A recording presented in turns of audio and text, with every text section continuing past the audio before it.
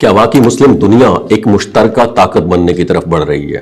کیا پاکستان اس پورے منظرنامے میں کوئی بہت بڑا کردار ادا کرنے جا رہا ہے؟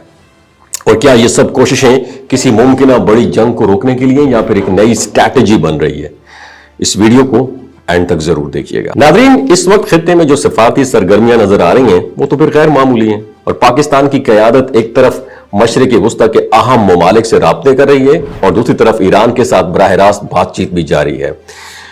پاکستان کے فیلڈ مارشل کا جو ہے نا ایران کا دورہ ہوا اور وہاں اعلیٰ لیڈرشپ سے ملاقات کی، خاص طور پر سپریم لیڈر سے، کیونکہ ایرانی سپریم لیڈر ایران سے کہیں بھی نہیں جا سکتے۔ یہ ایک بہت ہی اہم پیش رفت سمجھی جا رہی ہے۔ اس کا مقصد یہی لگتا ہے کہ ایران کے موقف کو براہ راست سمجھا جائے اور کسی ممکنہ تنازع کو کم کرنے کے لیے کوئی وے آؤٹ نکالا جائے۔ ادھر پاکستانی وزیر اعظم نے بھی مسلسل مختلف ممالک کے دورے کر رہے ہیں۔ سعودی عرب، قطر، ترکیہ اور ممکنہ طور پر مصر جیسے ممالک کے ساتھ رابطے اس بات کی نشاندہی کرتے ہیں کہ پاکستان ایک مشترکہ پلیٹ فارم بنانے کی کوشش میں ہے۔ یہ صرف رسمی دورے نہیں ہے بلکہ ایک کوارڈینیٹڈ ڈپلومیٹک ایفرٹ لگتا ہے، یاد رکھیے گا، جس کا مقصد خطے میں امن قائم کرنا اور کشیدگی کو قائم کرنا ہے۔ تو اصل سوال یہ ہے، کیا واقعی کوئی مشترکہ مسلم دفاعی اتحاد بن رہا ہے؟ تو بات کرنے کا مقصد ہے کہ حقیقت یہ ہے کہ اس وقت ایسا کسی باضابطہ مسلم آرمی کی اناؤنسمنٹ نہیں ہوئی، لیکن تعاون بڑھانے کی بات ضرور ہو رہی ہے، اور مختلف ممالک کے درمیان دفاعی، معاشی اور سفارتی روابط کو مضبوط بنانے کی کوششیں کی جا رہی ہیں تاکہ مستقبل میں کسی بھی بحران کا مشترکہ طور پر ڈیفنس کیا جا سکے۔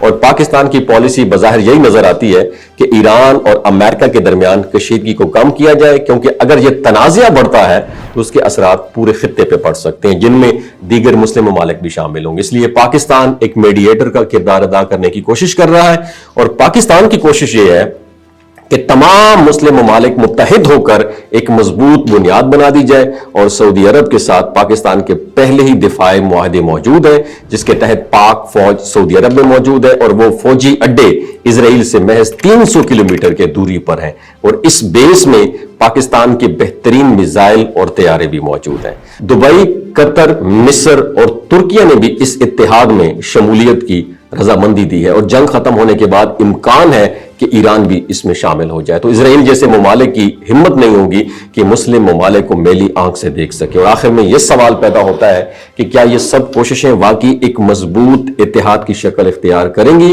یا صرف وقتی سفارتی سرگرمیاں ہیں؟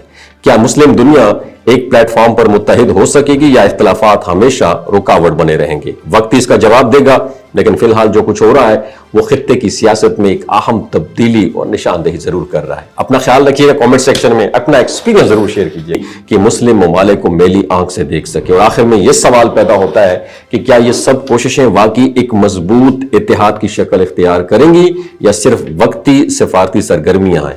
کیا مسلم دنیا ایک پلیٹ فارم پر متحد ہو سکے گی یا اختلافات ہمیشہ رکاوٹ بنے رہیں گے؟ وقت اس کا جواب دے گا، لیکن فی الحال جو کچھ ہو رہا ہے وہ خطے کی سیاست میں ایک اہم تبدیلی اور نشاندہی ضرور کر رہا ہے۔ اپنا خیال رکھیے گا، کامنٹ سیکشن میں اپنا ایکسپیرینس ضرور شیئر کیجیے۔